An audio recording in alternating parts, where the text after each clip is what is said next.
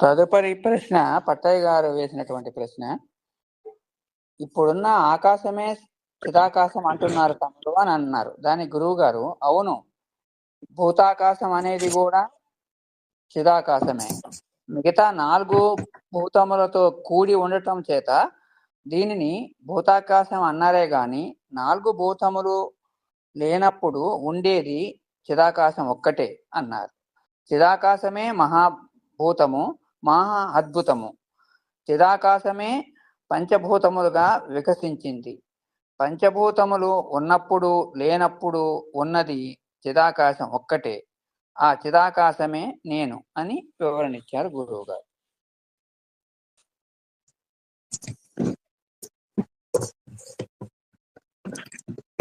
నమస్కారం గురుగారు. ఇక్కడ కొంచెం చెప్తారా గురుగారు? ఇప్పుడు ఉన్న ఆకాశం చిదాకాశం అంటున్నారండి. ఇప్పుడు నేను పైన చూస్తున్నా అది చిదాకాశం కింద వస్తుందండి.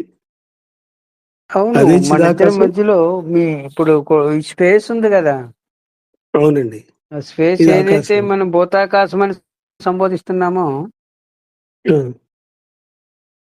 అది సాక్షాత్తు భగవంతుడే, సందేహమే లేదు. అవునండి. ఇప్పుడు ఆ, భగవంతుడి గర్భంలోనే కదా మనం ఉన్నాం, విడిగా ఎక్కడ ఉన్నాము? లేదు ఒకటి సార్, భగవంతుని పొందే ఉన్నాము కదా, పొందకుండా ఎక్కడ ఉన్నాము? లేదు. భగవంతుడికి తెలిసే జరుగుతుంది కదా, ఏం జరిగినా తెలియకుండా ఎక్కడ జరుగుతుంది? లేదండి. అవును, భగవంతుడికి ఎడంగా లేము, భగవంతుని పొందే ఉన్నాము, భగవంతుని గర్భంలోనే ఉన్నాము. ఏం జరిగినా భగవంతునికి తెలిసే జరుగుతుంది. ఉమ్, ఎందుకని? ఉన్నది ఆకాశంలోనే కాబట్టి. మనం ఆకాశం అనే పేరు ఎందుకు వచ్చింది అనే దానికి వివరణ ఇచ్చారు గురువు గారు. ఉన్న 4 భూతముల యొక్క సంపర్కం చేత 5వ భూతంగా పిలువబడుతుంది గాని వాస్తవానికి పంచభూతాల్లో ఒకటి కాదు ఇది. 4 భూతముల యొక్క సంపర్కం చేత 5వ భూతంగా పిలుచుకుంటున్నాము, భూతాకాశంగా అనుభవిస్తున్నాము. కాదు, చిదాకాశమే అన్నారు. అది గురువాకు మనకు ప్రమాణం. కాబట్టి చిదాకాశ గర్భంలోనే ఉన్నాను అనే ఒక్క మాట గుర్తించుకుంటే చాలండి. భగవంతుడిని పొందలేదని కానీ, భగవంతుడికి వేరుగా ఉన్నాను కానీ, భగవంతుడికి ఎడంగా ఉన్నానని కానీ అది బుద్ధి నుండి తొలగిపోతుంది అనమాట. ఒక్క మాటే, ఇంక వేరే మాటలు అవసరం లేదు. ఇప్పుడు దాకా విన్నవి, కన్నవి, వినిపించుకున్నవన్నీ తుడిచిపెట్టేసి శుభ్రంగాని ఈ ఒక్క మాట గుర్తుపెట్టుకున్నా సరిపోతుందండి జీవనానికి.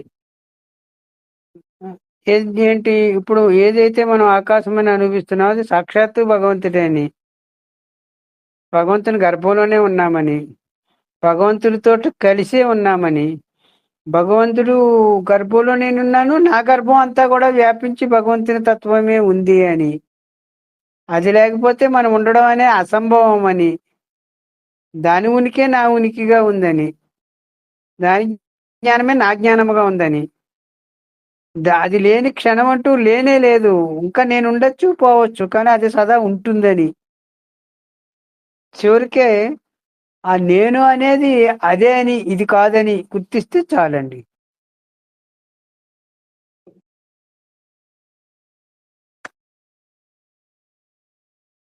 కానీ నేను అనేది మొదటి దేహంగా గుర్తించిన ఆ భగవంతుడు అనే ఆ అస్తిత్వమే ఈ ఆకాశ రూపంలో ఉంది, దాని గర్భంలో ఉన్నానని ఒక్క విషయాన్ని జ్ఞప్తి అందించుకుంటే ఆ జ్ఞప్తే తానైపోతుంది అనమాట అండి. అదే సూత్రము. ఇంక వేరే ఉపాసనలు, వేరే అనుష్ఠానాలు, వేరే మంత్ర సాధనలు అవసరం లేకుండానే ఈ ఒక్క దాంతోటే తరించిపోవచ్చు. ఎందుకని? దానికి విడిగా లేదు కాబట్టి. అది ఏమవుతుందంటే చివరికి తాను కరిగిపోతాడు అనమాట అందులో. అంటే నేను వ్యక్తిగా ఉన్నాను అనే వ్యక్తిగతమైన అస్తిత్వం కరిగిపోతుంది. ఏది వ్యాపించిందో అదిగా మిగిలిపోతుంది. ఇప్పుడు అదే ఉంది.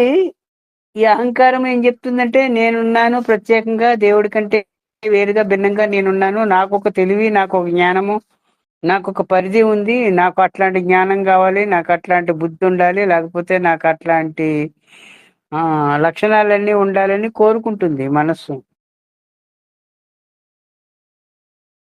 దాని గర్భంలోనూ ఉన్నాము, దానికి విడిగా లేమనే విషయాన్ని గుర్తించక, గుర్తిస్తే ఇంకా అవసరం ఏముంటుంది, అలా కోరుకోవాల్సిన అవసరం ఏముంటుంది. ప్రపంచం మీ గర్భం, మీరు దాని గర్భంలో ఉన్నారు. మీరు వ్యక్తిని అనుకున్నప్పుడు కూడా మీ గర్భంలో కూడా అదే వ్యాపించింది నరనరాల్లోని. ఏ నరంలో ఆకాశతత్వం లేకపోయినా ఆ నరం డెడ్ అయిపోతుందండి, పనిచేయదు. మెదడులోని ఎన్నో సూక్ష్మ నాడులు ఉన్నాయని చెప్తారు. ఒక తలంటుకులు 10 భాగములు 15 భాగములు చేస్తే ఎంత సన్నగా ఉంటుందో అంత సన్నటి నాడీ వ్యవస్థ కూడా ఉంది మెదడులో అని చెప్తున్నారు. అందులో కూడా రక్త ప్రవాహం జరుగుతుంది. అది కూడా ఒక ట్యూబ్ లాగా ఉంది. అందులో రక్త ప్రవాహం జరుగుతుంది. అందులో జీవకణాలు ఉన్నాయి. అందులో కూడా ఆకాశతత్వం ఉంది.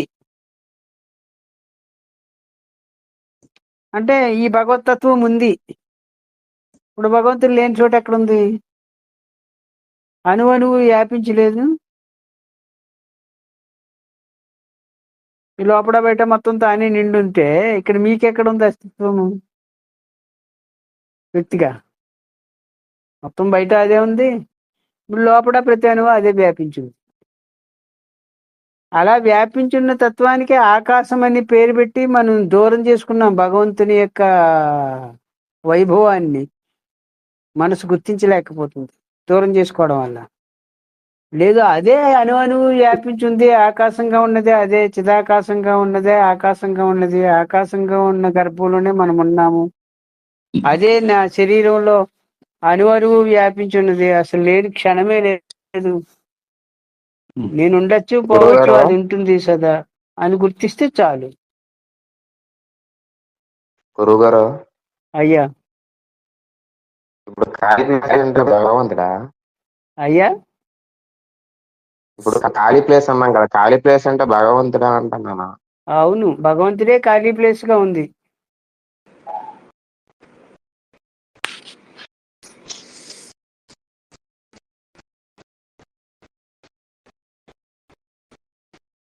అంటే అది మొదటి నుంచి ఉందా లేదంటే మధ్యలో ఏర్పడిందని చిన్న డౌట్.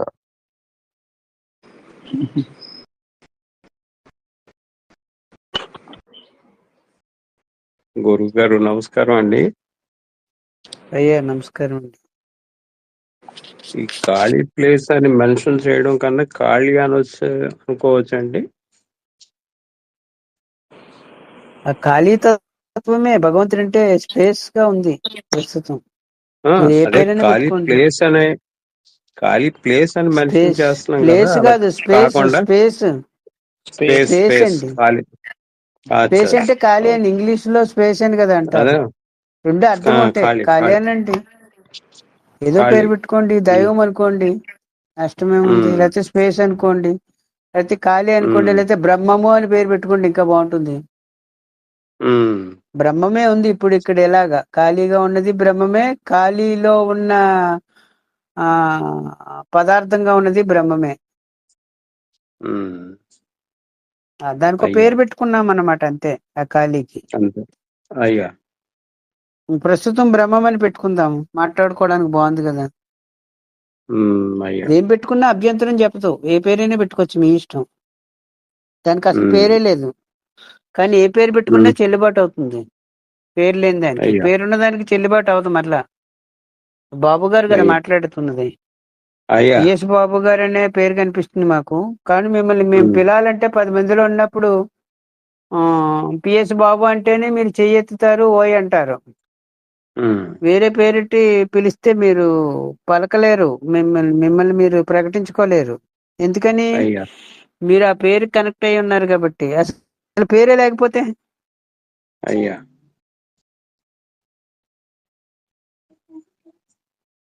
కాబట్టి మీరు ఏ పేరు లేనివారే, ఏదో పేరు కనెక్ట్ అయిపోయి ఆ పేరు మీరు అయిపోయారు కాబట్టి ఉమ్, లేనప్పుడు నేను అనే అనుభవంగా ఉండిపోతారు. ఎప్పుడైతే పేరు లేదో ఆ నేను అనే అనుభవము ఆ ఆ, మొత్తం ఖాళీగా ఉంది.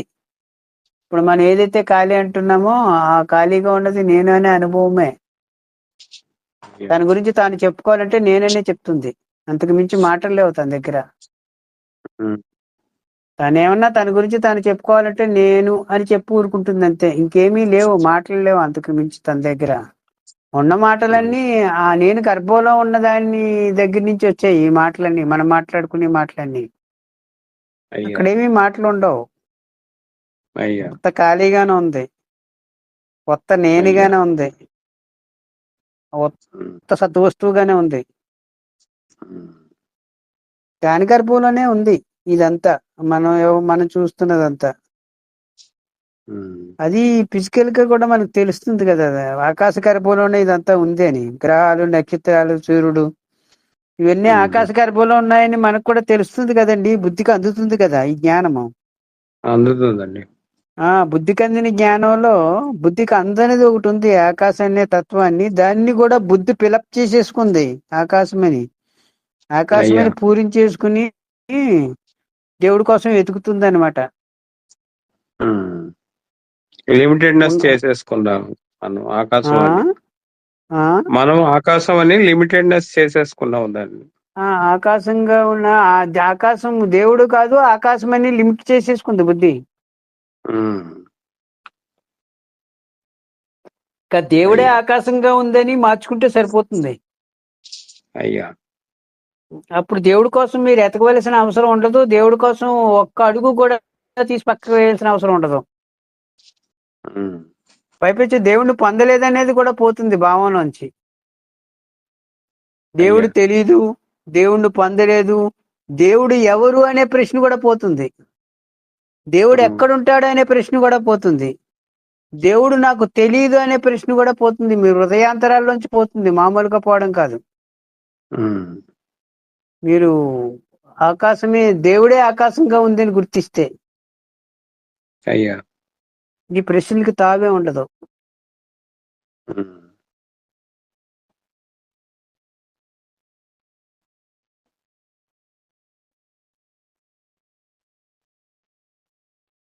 ఉంటాను గురుగారు, నమస్కారం.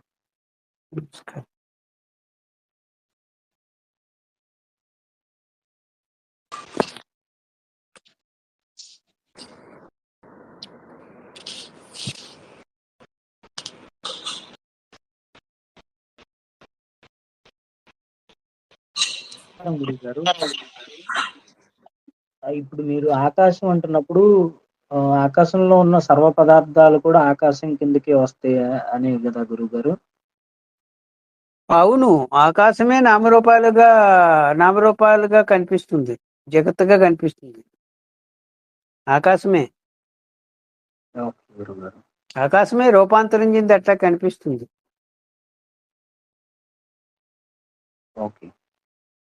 ఆకాశతత్వంగా ఏది ఉందో అదే ఆకాశంగా ఉంది, ప్లస్ ఆకాశంలో ఉన్న వస్తుజాలంగా కూడా అదే ఉంది. వస్తుజాలాలు వస్తాయి ఉంటాయి పోతాయి, కానీ ఆకాశం సదా మిగిలే ఉంటుంది కదా.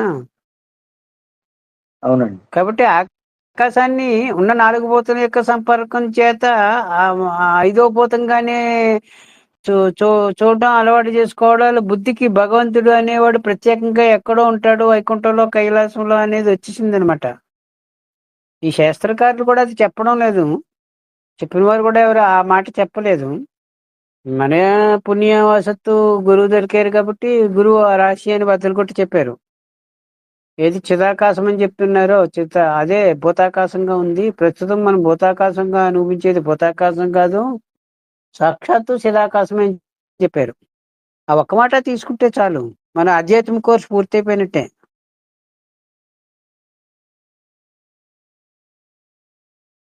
దాన్ని తెలియకుండా మీరేమి చేయడం కానీ, ఉండడం కానీ, తలంచడం కానీ వీలు పడదు కదా. ఇంకా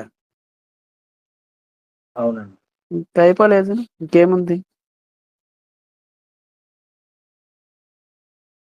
గుర్తిస్తే ఆ ఒక్కదాని గురించి మాట్లాడుకోవడానికి ఏమి ఉండదు, సబ్జెక్టే ఉండదు.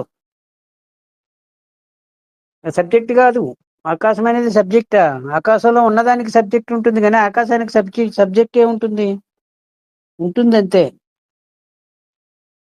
అది సబ్జెక్ట్ గా ఉండదు. సబ్జెక్ట్ గా ఉంటే అది దేవుడు కాదు అని అర్థం. దేవుడు సబ్జెక్ట్ కాదు, ఆకాశం ఇలా సబ్జెక్ట్ కాదు. ఇప్పుడు ఈ విధంగా చెప్పండి. గుర్తించవలసింది కూడా ఆకాశమే కదండి గురువు గారు? అవును, తను తానే గుర్తిస్తుంది, గుర్తించి తానుగా ఉంటుంది. గుర్తించేది సదా ఆకాశంగానే ఉంది. గుర్తింపబడే వాటి వైపుకి వచ్చినప్పుడు మళ్ళా గుర్తిస్తుంది కదా అనే మాట వస్తుంది, కానీ తను ఎప్పుడు గుర్తించేదిగానే ఉంది. తననెవరూ గుర్తించేది లేదు సృష్టిలో. తానే సకలాన్ని గుర్తిస్తుంది, తానే సకలాన్ని తెలుసుకుంటుంది. తన్ను తెలుసుకునేది ఏదీ లేదు, ఈ సకలంలో ఏ ఒక్కటి లేదు. తానే సకలాన్ని తెలుసుకుంటుంది, సకలంని గుర్తిస్తుంది. తానే తన గర్భంలోనే ఉంది సకలముని.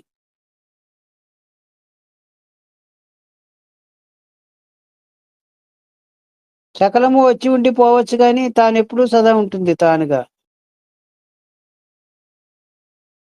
ఆ తాను భగవంతుడు. ఆ తానే ప్రస్తుతం ఇప్పుడు మన మధ్యలో ఉన్న ఆకాశంగా ఉన్నది.